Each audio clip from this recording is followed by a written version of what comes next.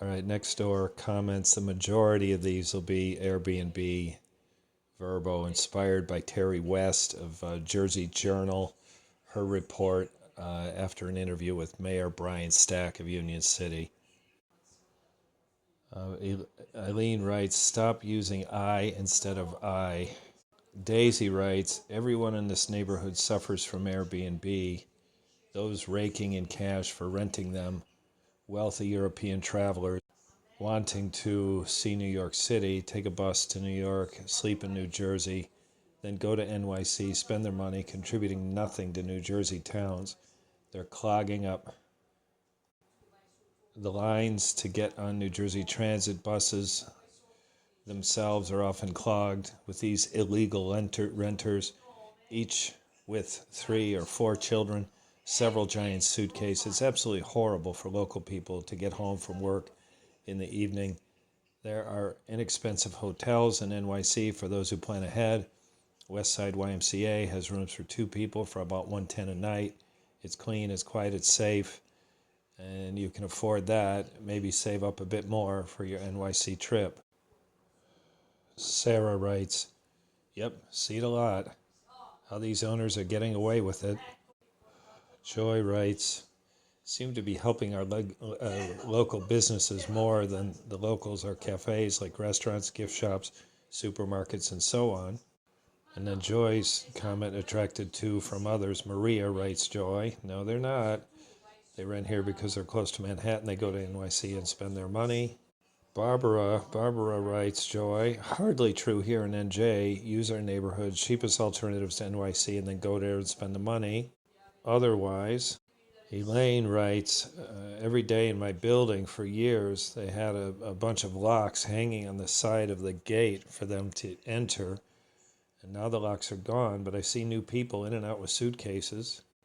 Maria writes, 409 42nd Street. The owners who just bought the house live in Queens. There seemed to be an influx of town people buying property and using the property as Airbnb. It's ruining our community. This might be the longest reply from Lila. I haven't seen any Airbnb on my blocks, but I wish some of the people on Hudson between 45 and 47 would move and be replaced by Airbnb, because even during weeknights, they play loud music in the backyard and bang dominoes, speak very loudly, disrupting the peace and quiet. Even after midnight, they continue. It's so disrespectful. They think that because they live there year round, they have the right to this noise pollution. I have stayed in wonderful Airbnbs apartments in Venice, Florence, Rome, Milan, Amalfi Coast, Puglia. Every place has been so nice and so much better than staying in a hotel. The hosts take care of their properties and the locals are friendly. In Italy, even a place where we stay, there are strict rules. No parties, no noise. Both the hosts and the guests leave reviews of each other.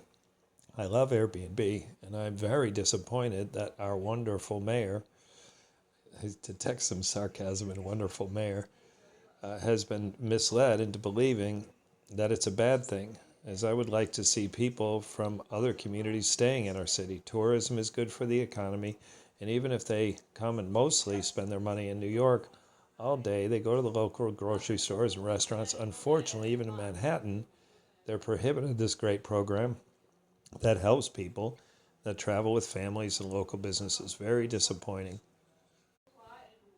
Barbara writes, in some instances, Airbnb is how people afford to be able to continue to afford multifamily homes. And unfortunately, in most cases, Airbnb is driven by greed. IMO, it's not great for otherwise quiet, stable neighborhoods. I'd personally not be happy with strangers coming and going in the day in and out of a house next or nearby me. Further, I have personally experienced seeing Airbnb units without proper fire protection, which scares me for those who are residing in them. I hope there is a crackdown on illegal operation of Airbnbs.